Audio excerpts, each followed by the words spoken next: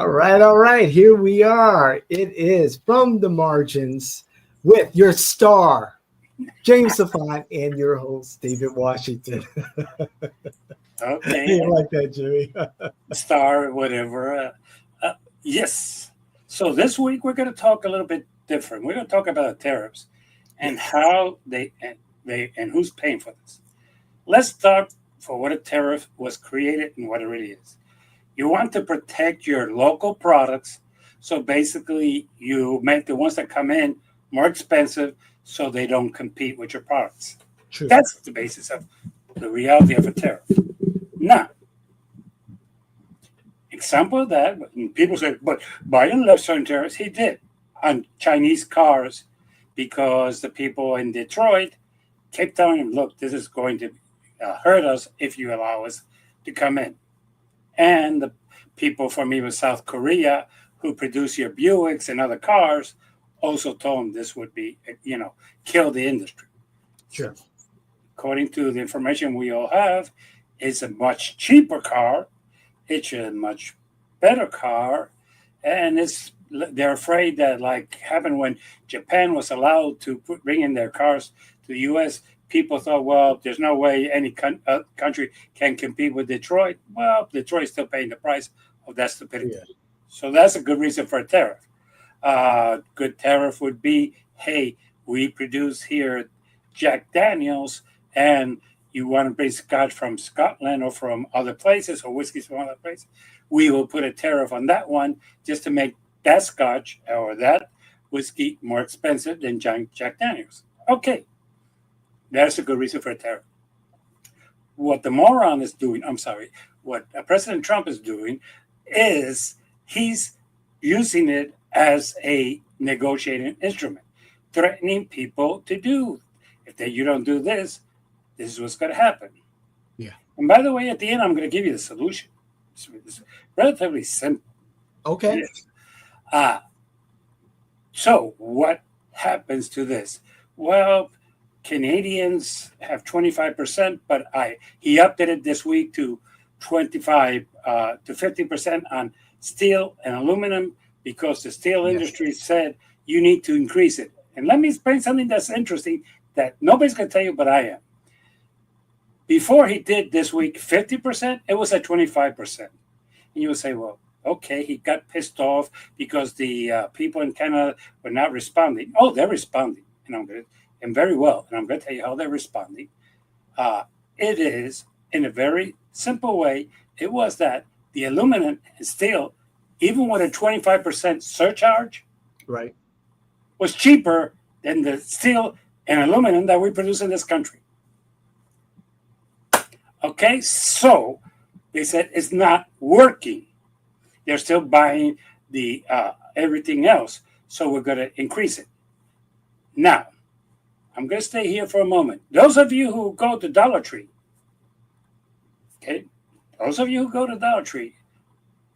pick up something that most of you have not realized. If you go to the section when they have the aluminum plates that you use to put things and heat up in the oven or take food and covers that are made out of aluminum, they're no longer $1.25. Look at the price. It says $1.75. So why is that? Because those products come from Canada, and they already had a 25 tariff. So who's paying that 25 tariff? You and me.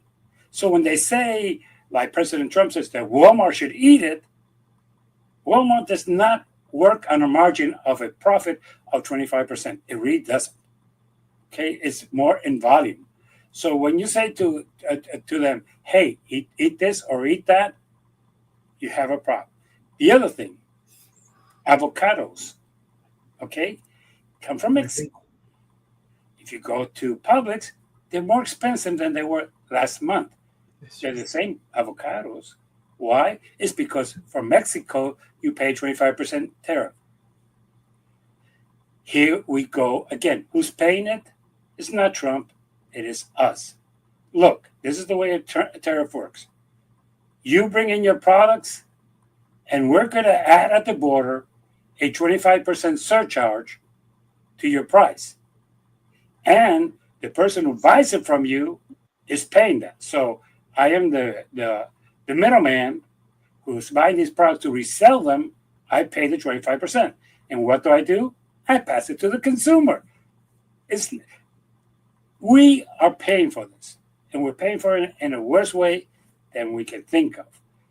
The other thing that's happening here is that this Monday, there's a threat that they're going to go back up to 50 and 60 and 70 and 80%.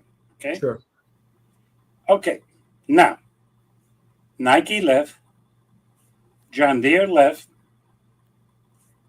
and other companies are leaving simply because of the tariffs. Okay? It's as simple as that. They cannot compete worldwide when the rest of the world say, okay, you gave me 25% tariffs, your products, when they come in here, they're going there. Correct. The other person who is paying, other than the consumer and other than the countries, is the people who work. Okay, let's get this clear. Give you an example. I'm going to stay with Jack Daniels. Jack Daniels right now laid off many employees, over 100, because the production that they made for Canada has not been picked up. The Canadians have decided to say, U.S., fuck you. I'm not going to buy your products. Mm-hmm. An example of those, and I'm going to give you numbers so people don't say, oh, where is it coming up? McDonald's put out and took down an order for the little boxes where they prepare the hamburgers that were sent to Canada that were made in Ohio and were transported over the what you would call it, Lake Erie to Canada. Okay, they were put on ships. They canceled that. The factory had to leave people go because people in Canada are saying, we're not buying American anymore. Simply, we're not buying it. Wow. That same thing has happened to Coca-Cola, who has left off employees who were doing labeling. Coca-Colas that were done in the United States, those people lost their jobs. Why? Because of tariffs. So now we have in Ohio and in Atlanta people losing their jobs because in Canada they don't want to deal with the tariffs anymore, and they just are sick and tired of the way the Americans are disrespected. Jack Daniels left employees go too, over 100. And here's the most interesting thing. Heinz. Yeah. Well, what's the Heinz have to do with anything? Which comes out of Ohio. Has reduced its production of the labels that were saying product of Canada to try to sell them in Canada because they're not selling. People still associate Heinz with the U.S. Oreo cookies. Closed down the factory in Canada and moved it to Mexico. And basically what has happened is that they thought they would just bring the cookies from Mexico to Canada and sell them. They left about 300 people unemployed in Canada. As a matter of fact, the factory was in Quebec, and the Canadians say, you're gone? Fuck you. So basically, it is not only us paying for these tariffs just because of a threat. It's that we are losing jobs in this country because of this tariff. We are production is down. Example: Chevrolet is selling less cars. Chevrolet, Dodge, and GM are selling less cars.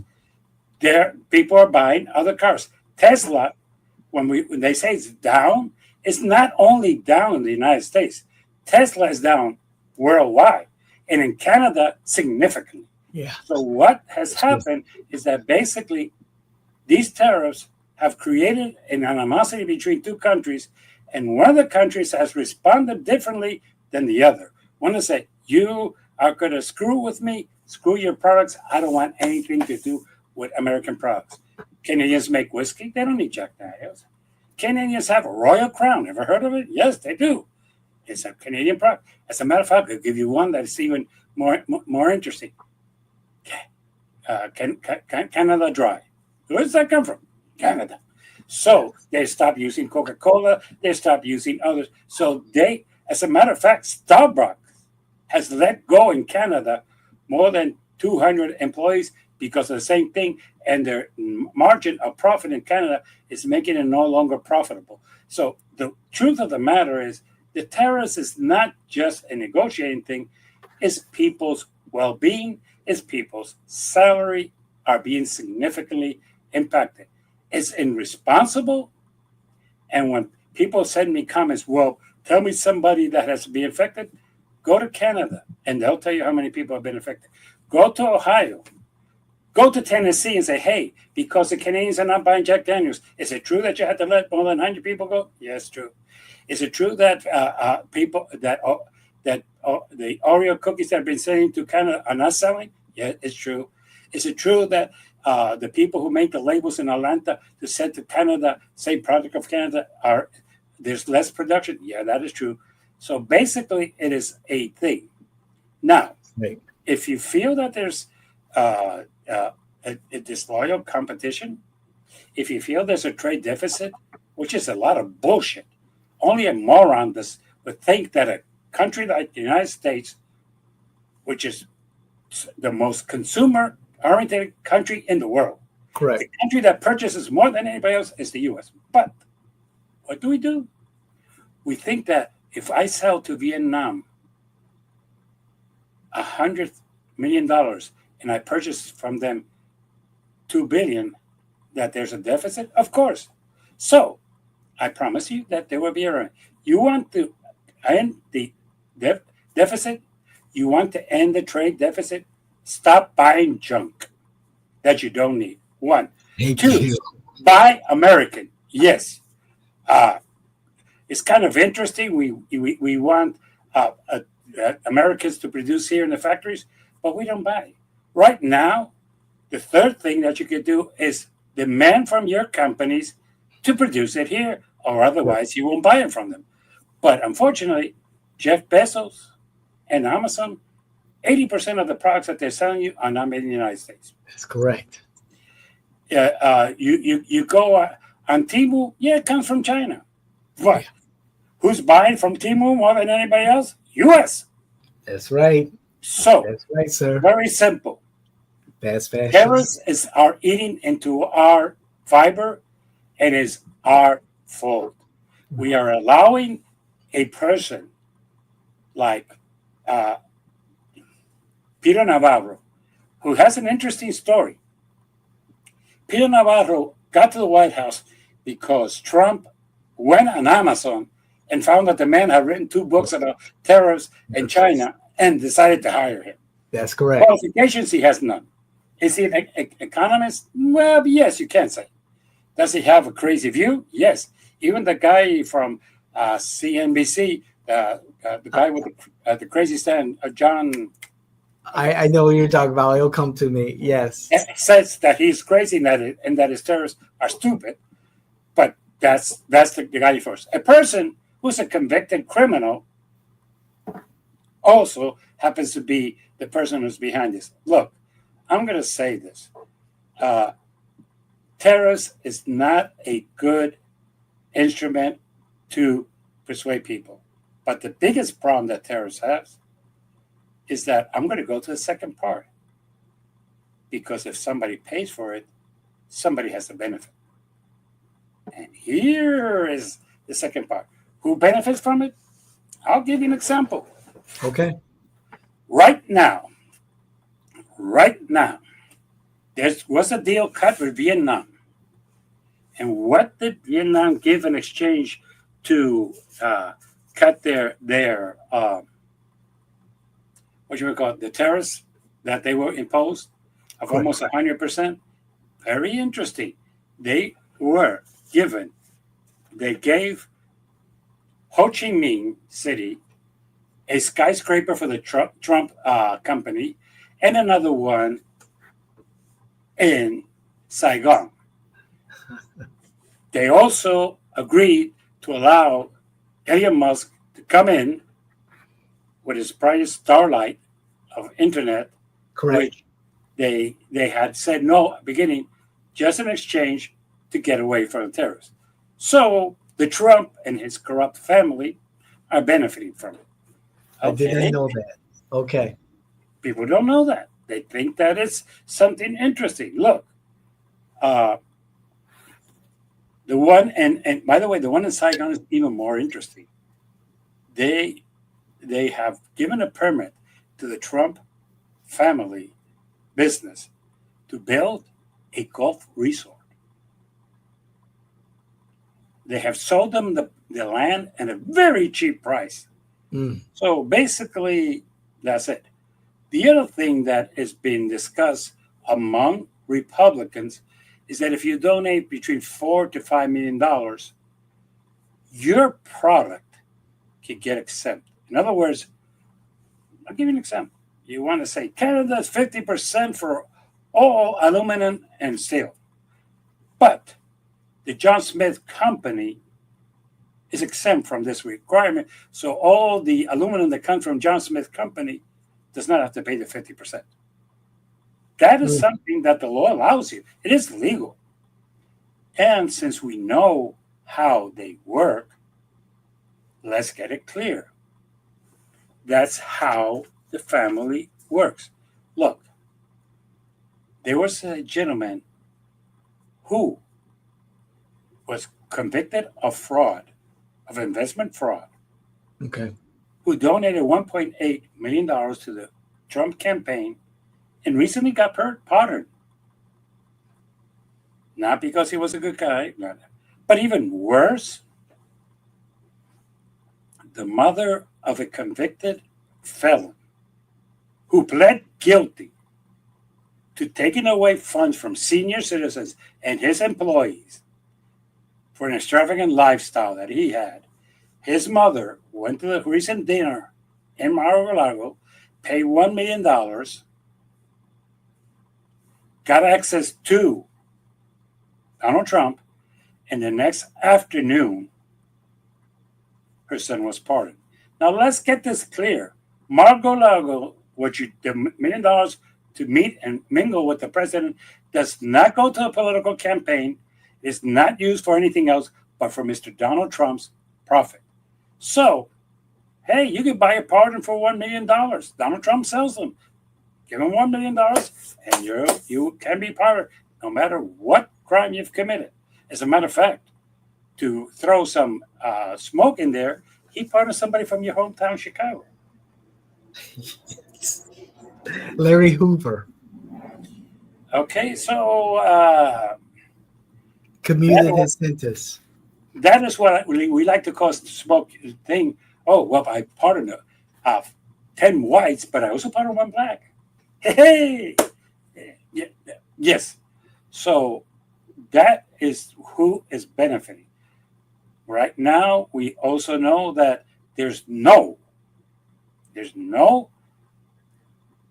tariffs for Quart.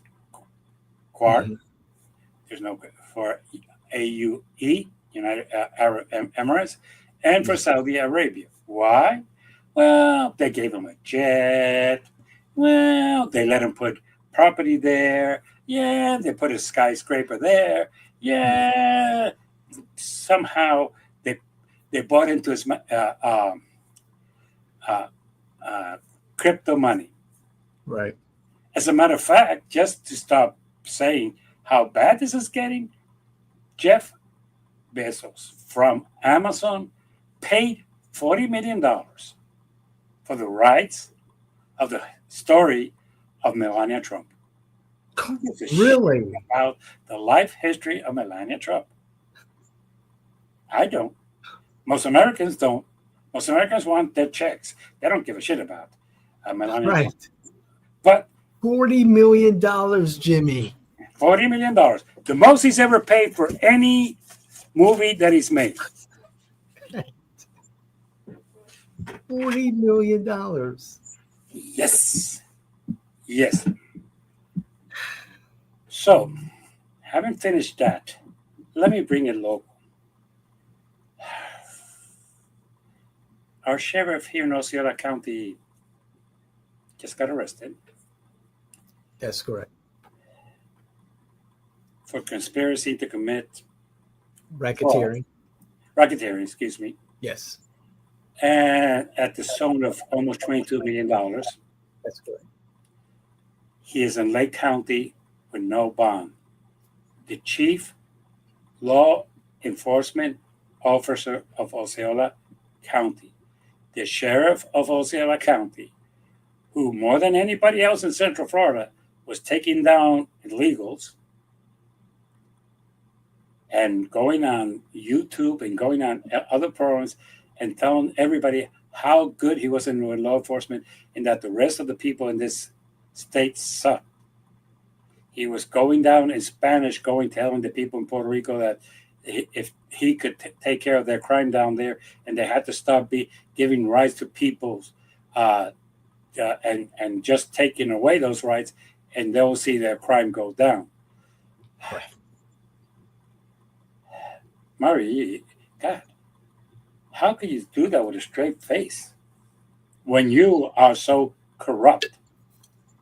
You see, what I'm trying to tell my listeners, and I'm going to repeat myself again, your problem is not the federal employees. Your problem is not cutting $9 billion out of the budget by firing people that are federal employees. $9 billion, it might sound stupid what I'm about to say, is peanuts compared to the $3 trillion that we're going to pay because of the cuts so the rich can pay less taxes. I'm going to say this again. We're going to take $3 trillion deficit just so the rich can pay less taxes. Very simple. Simple. If you take in less and you spend more, that's a deficit. So basically, if you're going to cut the budget and I mean your income in $3 trillion, you might want to cut your budget in $4 trillion. But you can't because you're so corrupt in the Congress and in the Senate that they have people with putting money in their pockets that they're not going to cut. So basically, at this point, your problem is not federal employees. It's corrupt congressmen, corrupt senators, and a corrupt president who is benefiting and taking money, putting it in their pockets at your expense. So if you really want to talk about a solution, get rid of all. And by the way, I'm not saying Republicans, so don't get defensive of your comments that there's corrupt Republicans and Democrats, both of them. Just get rid of them. As a matter of fact, if you can start from scratch on both parties, I'm all for that. But the truth of the matter is that your problem is not federal employees. Your problem is not woke. You see, those of you who understand magic, let me talk to you about this so you don't think about that. The reality is that they're stealing your money, they're putting it in their pockets, and they're using it to benefit the rich at the expense of the poor. Again, the attitude is fuck the poor from the Republicans and from Congress. And the truth of the matter is there's not only Republicans, there's some Democrats that need to go too. And yes, I admit that I sympathize with the ideals of the Democratic Party, but I'm not necessarily in agreement with the leadership of the Democratic Party. And Jimmy, to support your case against tariffs and for those naysayers in our comments, and again, we appreciate your comments and we want to have that conversation. Sure. However, I'm going to bring some facts to support what Jimmy is saying, and I'd like our commentators to address that. The Yale University's Budget Lab has estimated that U.S. households, us Americans, will experience a consumer loss of $3,800 per year. This is in 2024 dollars due to the 2025 tariffs. Let me repeat, a reduction of $38,000 per year due to the 2025 tariffs. Households at the bottom of the income distribution level will face annual losses of approximately $1,700. And so, you know, this conversation, you know, that we're having, and these are numbers that are presented by independent sources, are letting us know that these tariffs, on average, about 23% across the board, on average, across the board, the highest since 1909, are going to have a significant effect on American households. Well, and look, let me say this in a simpler way. People, you have a product like tin foil things that you put in your oven that come across the border from Canada, and they're tacked on 25% more. Dollar Tree was selling it for $1.25 and making a decent profit. But now that it has to pay 25% more for that product, now if you just look, you walk into the store, you don't have to say, "Oh, you're lying." Walk into Dollar Tree, look, and it will tell you $1.75. That's the tariffs. There's nothing else in there that has that. And it's simple math. If I'm paying more for a product, it's more expensive. Sorry, it's just as simple as that. The problem that the American public does not want to accept is that it's become addicted. We have become addicted to products that come from outside of the United States. Correct. Most of our stuff comes from outside of the United States because it's cheaper to buy things from outside of the United States than things that are produced in the United States. Because the people, let's say, and I'll give you an example, very simple. In Vietnam, they are paid less money per hour than people are paid here to do that. Do you realize that there's no shoe factories? No shoe factories in the United States. Period. There are none. There goes my Nikes. Nikes are produced in Vietnam, and they're about $200, between $100 and $200, depending which ones you want. Those same shoes, if they were produced in the United States, would be $500.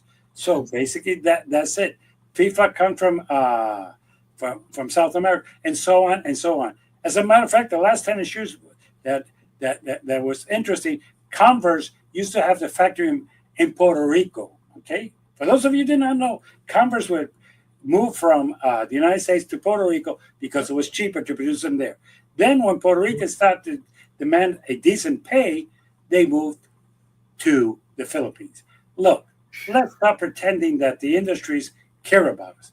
Let's stop pretending that the industries care about our environment. The industries care about their bottom line. How can I make more money?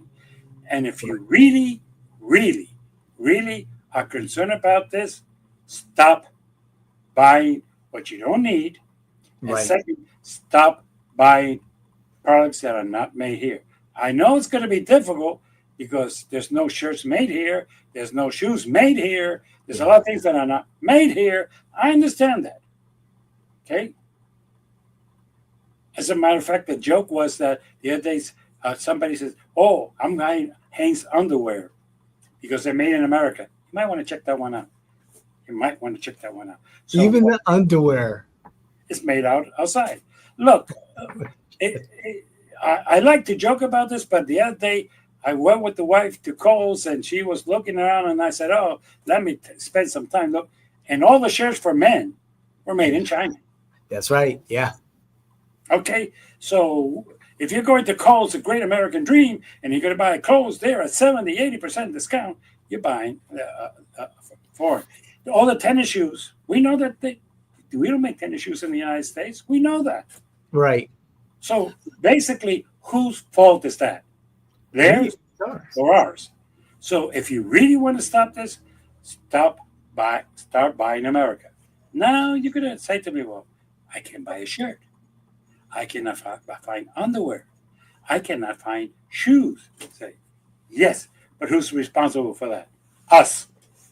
Okay, Jimmy. Okay, now taking that. So if we want to protect our economy, if we want to reduce the trade deficit and reduce the budget deficit, which we have to admit, $37 trillion is a heavy load a big drawdown on our economy, we have to have a paradigm change, a fundamental change in our consumer behavior.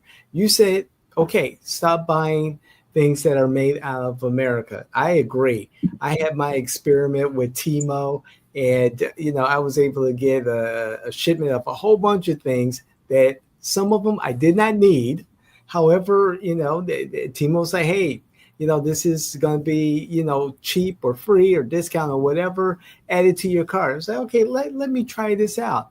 And the vast majority of that, of those items that were sent to me, again, I didn't really need, and they did not function the way that I was hoping they would. They were garbage, and they sit if I haven't already, thrown it away. So I know that with fast fashion, which 17% of the increase in apparel has come from the tariffs, that Americans love certain things, and it's going to be very difficult to change our consumer buying habits.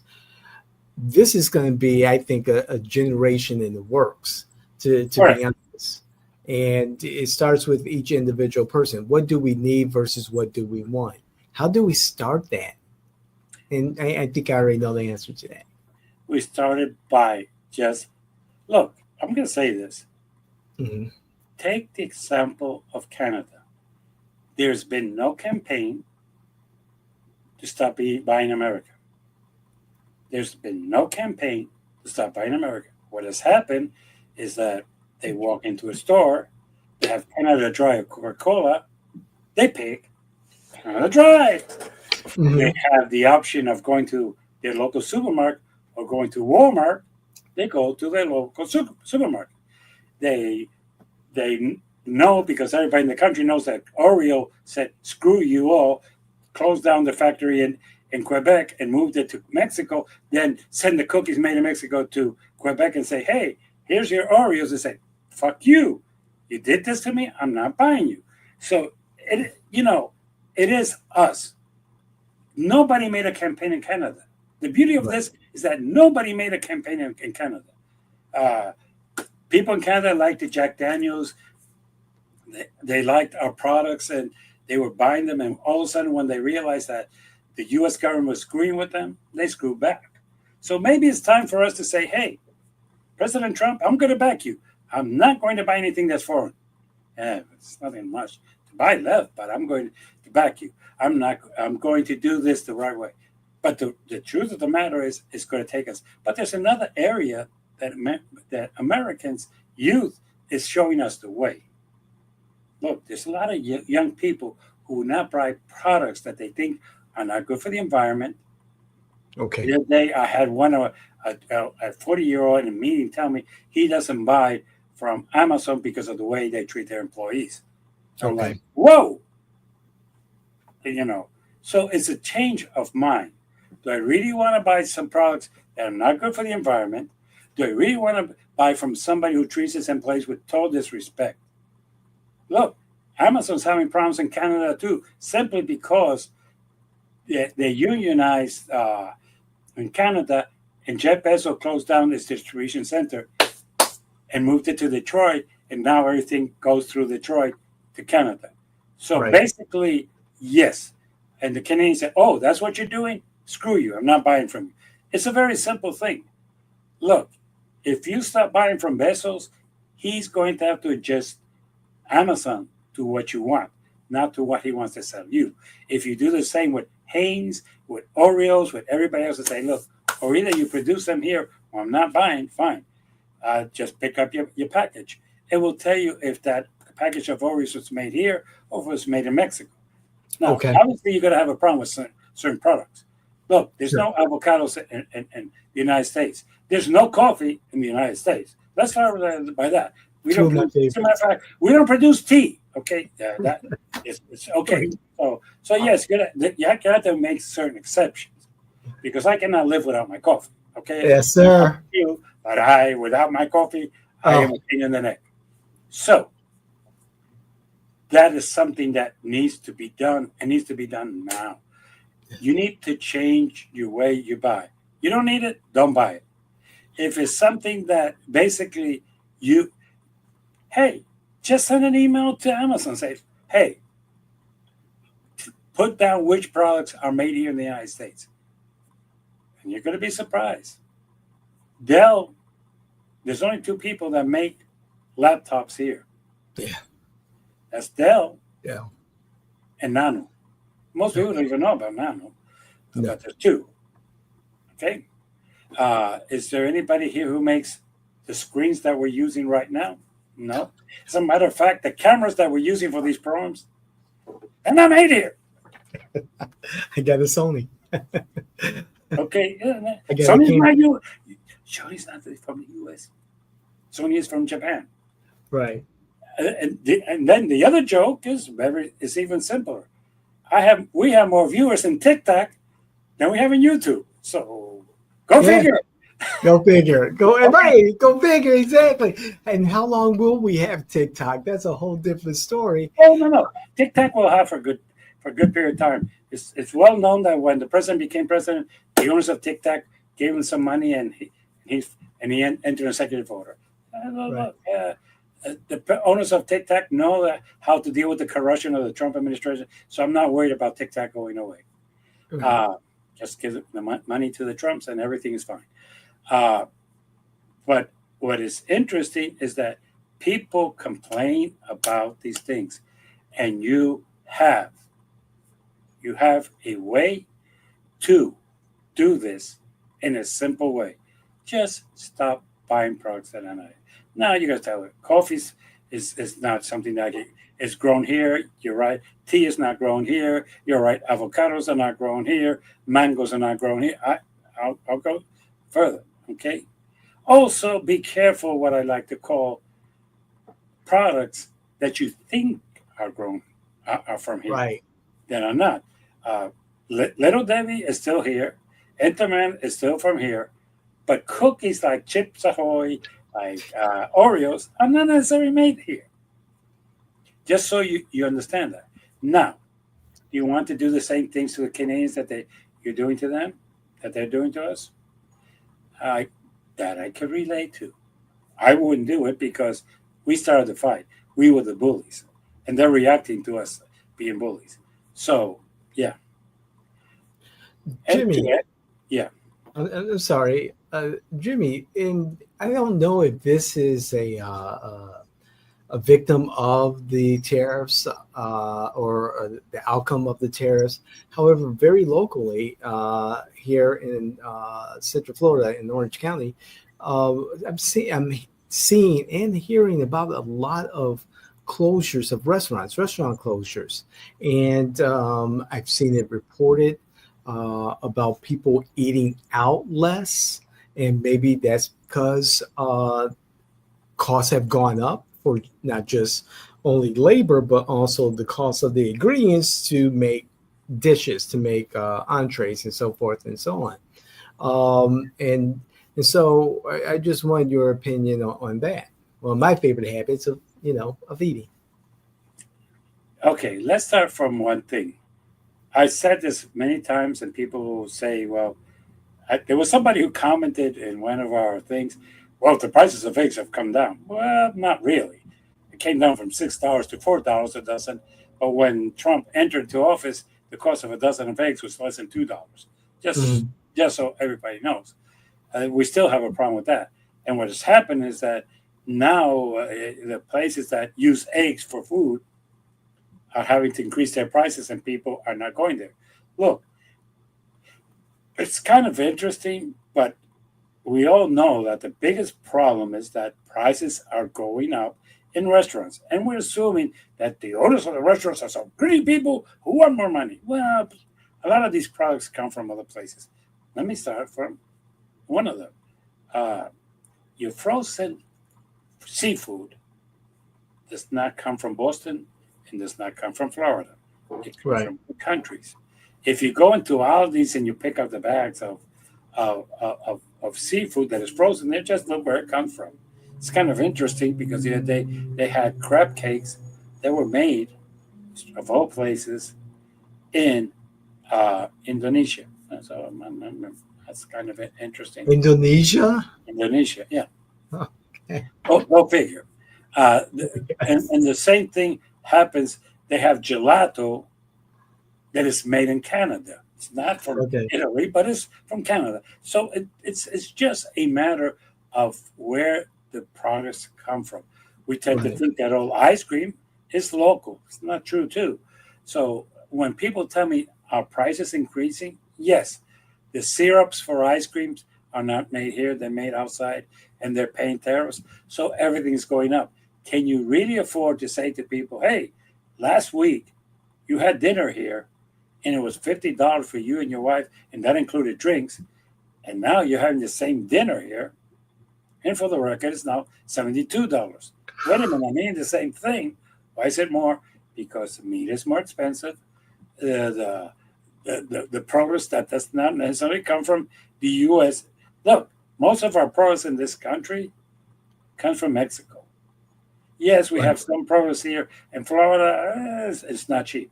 And by the way, Florida farmers, you put up some good commercials with Publix, but boy, are you people really deceiving and lying to us. Ooh. You have white people picking blueberries, strawberries, uh, uh, uh, vegetables. In Florida, white people don't pick those things, okay? Let's stop pretending it's not white people. It's people that we put in buses and send them back. Um, and that's the other reason why some of our products are up is because there's less people To do picking the up, work. doing this work. But who's to fall for us? Us. We don't want them here, but we don't want to pick up Right. oranges. We don't want to pick up strawberries. We don't want to pick up blueberries, raspberry. But there's nobody else. So it's going to be an interesting thing to see how that pays off. But yes, restaurants are closing down because the cost of food has increased to a point that they cannot afford to sell it to the general public, and that is a problem. As a matter of fact, it's kind of even a joke. Why would Wendy's advertise nationally that son of the bacon is $3 is because of decrease in sales? Mm. Right. Yep. Okay, so I think it might be time to start off with the fuck up of the week. So let's start with the Democrats. All right. The Democrats. Democrats are up. Oh boy. Oh, a lot of news about the Democrats recently. Let's go. What you got, Jimmy? Let's start with the one that is in everybody's mind. Democrats are going to spend $20 million so they can learn how to talk to young people. I'm going to give you this one for free, Democrats. You don't have to spend $20 million for this one. Listen, sit down and bring in young people and say, hey, what's wrong with the party?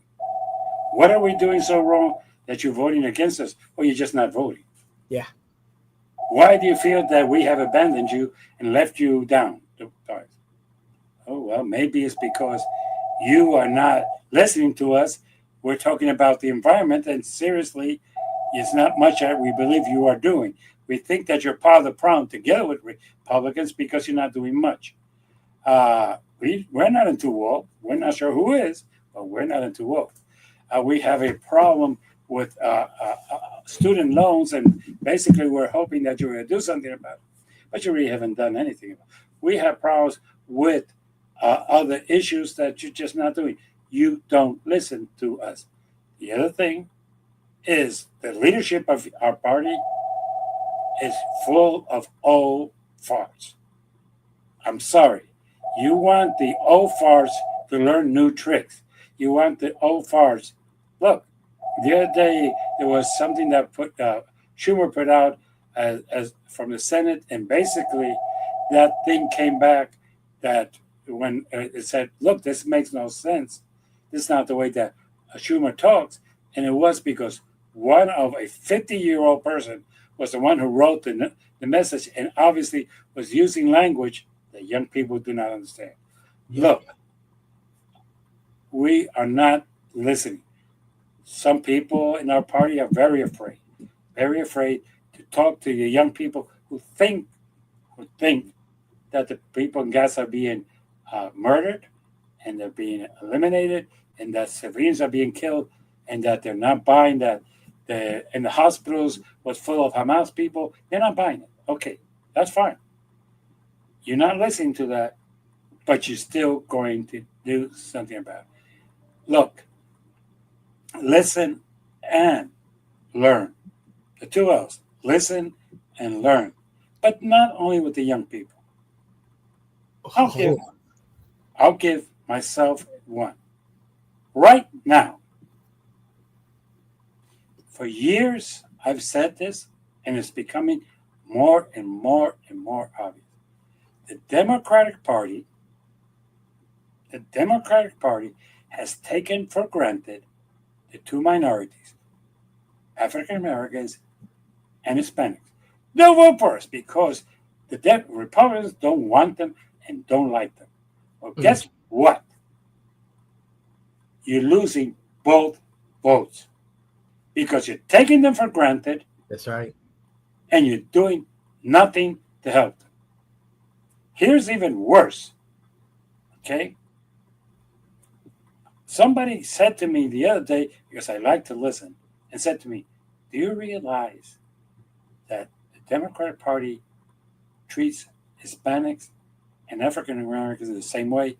And when they try to give them a slice of the pie, they give them the same size to both, even though right now in the United States, Hispanics almost double the numbers of African Americans.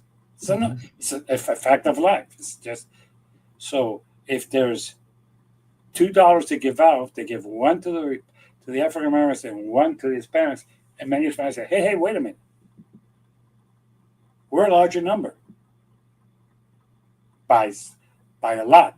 Why are we getting the same?" And why? And that is a legitimate comment. The other thing is that we're trying our best to accommodate what we think would work. Hispanics are not for open borders. We're not. African Americans are not for open borders. They're not. African Americans are not people who one of the top priorities is wokeness. They're not. They're really not. They care about other things, but that's not it. Hispanics, like African Americans, come from conservative religious beliefs. Social. That we don't want to talk about. They come from religious beliefs that really some of these woke ideas and stuff like that, they do not accommodate. That's right. They tend to think that the LGBTQ community is in support of them because Republicans don't want them. Right now, that's not selling at all. At all. It's not selling. It's not going through. It's not working. So at this point, we have a problem. The Democratic Party, again, you show them how you fucked up. You want to learn what you should know. Sorry. You don't have to spend $20 million to know how to deal with the young people. You should know that by now. Exactly, Jimmy. If you just sit down and listen to them, you should know. Look, Hispanics and African Americans are leaving the party. Oh, yes, they are. And what are you doing? Keep assuming that they're going to stay with you. Okay? White man has left you years ago. Years That's ago. Right. Not last week, years ago. And you keep saying, we have the female vote. No, you don't. Hillary lost because females voted against her. 53%. Kamala lost because females voted against her. That's so correct. If we have the female vote, please, somebody, tell me how that is true. You want to do something? Very simple. Look, we fucked up. We need to learn. We need to sit back and readdress this. And we need to bring in new leadership here. Get rid of all the old farts. And it's not a matter of age. It's a matter of people who have been there, comfortable for years, who live in a Washington set of mind. who the rest of the nation disagree with, including most Democrats. So basically at this point, it is up to you. It's up to you to try to pretend that you care or really act like you care. This thing of, I'm going to spend $20 million to learn how to talk to the young people, you're pretending that you care. And at $20 million, you've got a luxury hotel conference room full of consultants coming up with this plan, and to take it even further, who they identify or those who have self-identified that they'll be able to speak to young people. This Juliana Olivia, a LGBTQ Latina activist within the party, stating that, she's able to talk to the frat brothers and the young men, and she'll understand what they want in their politics, that they're supportive of BLM and abortion and other issues that just don't show that. And to take it even further, in the New York Times expose this past week, we're seeing the country trend more conservative. Trump won, or let me put it this way, counties shifted. A vast majority of counties shifted to the right versus to the left in this last election. Trump increases vote totals among those demographics that you just mentioned: Latinos, Black men, working class. Increase those totals in 2016, 2020, and 2024. Republicans are now considered the party of the working class. How the fuck did that happen? It happened because basically for years, the Democrats have left the Republicans framed them. Liberalism is something bad. Well, liberals got votes for women. Liberals got votes for African Americans. Liberals got working rights in this country. Liberals got a 40-hour week thing. Liberals passed laws that, such as the Voting Act, such as the Head Start, and all those other programs that today people just associate. But what has happened is that for years the Republicans have not campaigned on this is what I'm going to do for you, but trashing the liberal and the Democrats. The Democrats have been too corrupt of trying to maintain power and not letting anybody else in there and pushing everybody away except the establishment, which they did with Hillary, which they did with all due respect with Biden, which they did with Kamala. And then they say, well, people don't. Look, we have our own corruption of people in power who will push. Are we framing the Republicans as the corrupt party? No, we're not. Look, I'll give you an example, Democrats, now that we're talking about your fuck up. Let me make it simple for you. Okay. The Republicans are the party of the corrupt who don't care about the working class, have done nothing to do for the working class.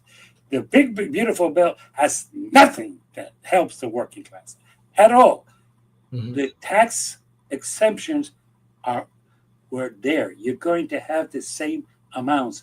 They have not added anything to it. What they did is they extended what you already have. The only people who are getting bigger tax breaks are the rich. Middle class, you're fucked. You're not getting anything extra. But they are the party that they don't care about you. All they care about is how can I make a buck to put in my pocket? How do I get a $400,000 jet? How do I get properties in my name in different countries? How do I get contracts that benefit me? I will have a dinner in Mar-a-Lago and for $1 million a person through Bitcoins, and you would have access to me. And if you give me $1 million, I will give you a pardon from jail. That's what we should be talking about. But what are we talking about? No. We're going to try to find out how to listen to kids. Fuck that. Just attack. The Republicans have been very efficient putting down liberals, putting them down as everything that's gone wrong in your life is because liberals have fucked you over. Well, guess what? It's time for us to reverse it. Everything that's wrong with your life, eggs are more expensive because conservatives don't give a shit about you. Okay? Everything is more expensive because the only thing that the Republican parties want is to make money and put it in their pocket. They don't care about you.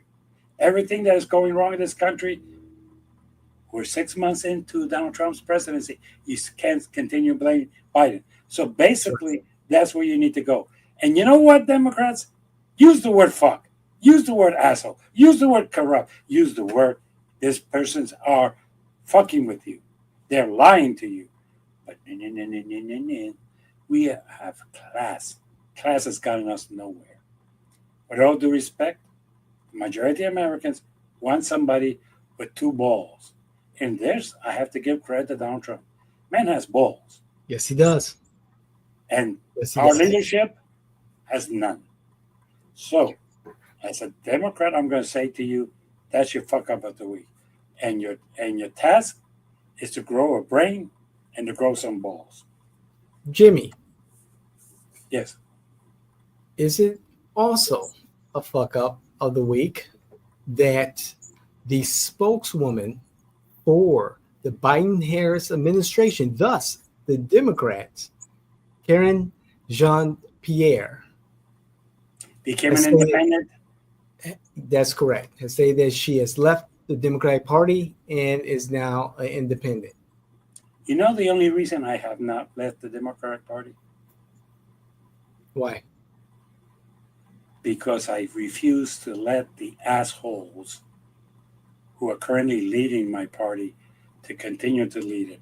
I will do everything within my power to avoid that. But Jimmy, from the outside, we cannot fix the party. It's an easy way out, and I understand what she's doing. Right. But I don't agree because what she's doing is letting the corrupt people who control the party to continue to control. What she should do is fighting them. That's why I like Dave Hugg. What he's doing is he's saying, fuck, I'm the vice chair of this party, and I'm going to criticize this party, and I'm going to tell you what you're doing is wrong. I'm not running away from this. And that's the problem that I have. However, Jimmy, you, for 3 years, you laid out a 25-point plan to save the Democratic Party for 3 years now. It's out there, folks. Check it out. The 25 points, I cannot recall. I should know this by heart. We put it together. You put it together, Jimmy. And what are the fruits of your labor? Are they listening? Yes. I just don't see it. I do. And let me tell you where I see it. If you see some of the new candidates that are running for office, Jimmy, okay. All right. Okay. Good question. The city of Orlando. Yes. City Commission number 5, which you border, I live in, and we have, if I remember correctly, 4 or 5 candidates. Kimberly Kiss, Samuel Chambers, and I forgot her name already. Starts with the M. Her last name starts with the T. Forgive me. She's a city employee, and she has joined the race. And there's another candidate that just escapes my mind at this time. And Samuel Chambers is a current elected official, soil and water.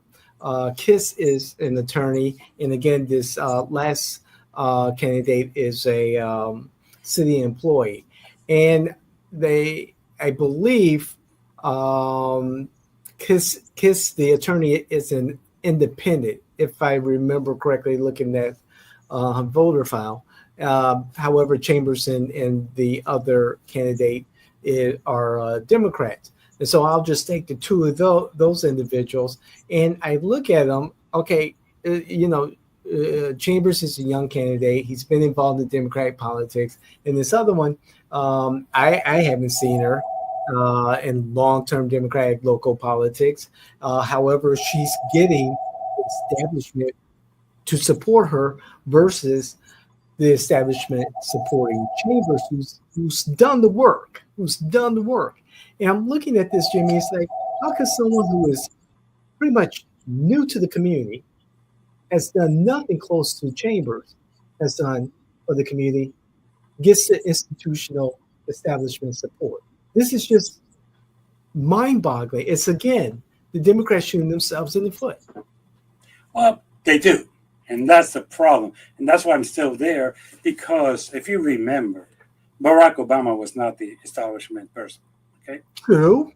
And he ended up being president of the United States. That's true. They had to do some major cheating to keep Bernie Sanders out of the presidency of the United States. That's incredibly true. So. Yes. They did some major cheating to prevent that anybody but Kamala Harris was that. And that's the thing that we need to be calling out, the corruption within our party. Look, to be quite honest, I'm going to say this. The Democrats did not support Maribel. That's right. They did not support the first time around, nor the second time around, really, Emily Bonilla. They really didn't. That's true. And they both got elected. Currently, the first time around, they did not really support Nicole. They just stayed on the sideline. They did not run anybody against her, but they did not support. The truth of the matter is, realistically, Kelly they supported because basically they had no choice. That even though there was some at the beginning, other people within the Democrat Party who liked the person from Maitland a little bit more, but it was not the full establishment. Okay, so yes, you have a problem. You have a problem with the local party, basically at this point, probably trying to support somebody they think they can manipulate, somebody that they think they can control, somebody they don't think they control. They're going to be afraid of. So, yes, it is true. You're going to have that problem. But what I do with you and others is I tell my party, fuck you, I'm going to support the list candidate. And as a matter of fact, I'll tell you this right now. If in an Orange County, in the city of Orlando, you have the endorsement of the Democratic Party, I'm against you.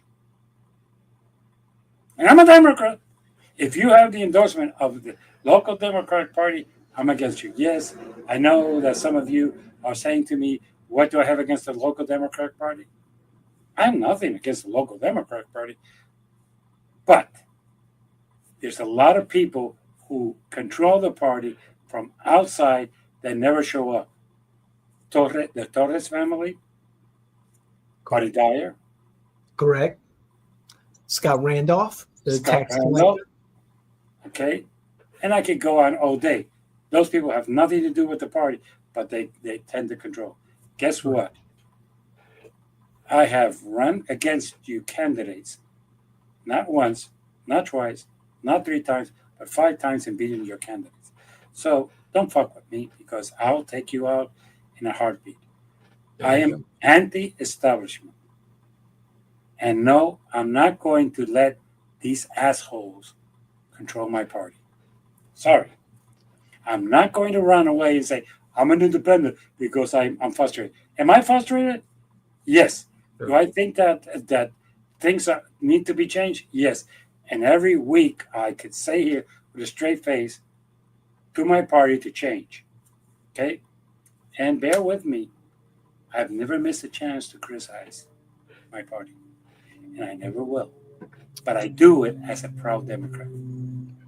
The woman who is running in the District 3 Orlando City Commissioner's race, her name is Tana,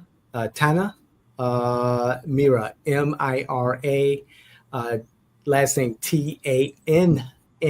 A, and she's a grants manager for the city of Orlando, and she's received a number of endorsements from the establishment here in Orlando.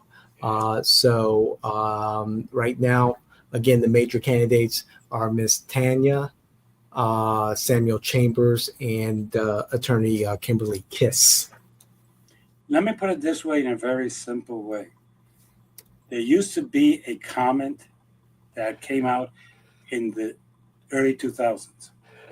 It was that the endorsement from the Orlando Sentinel was the kiss of death. Right. And the endorsement of the establishment of the Democratic Party could be the kiss of death. Because I'm going to say this,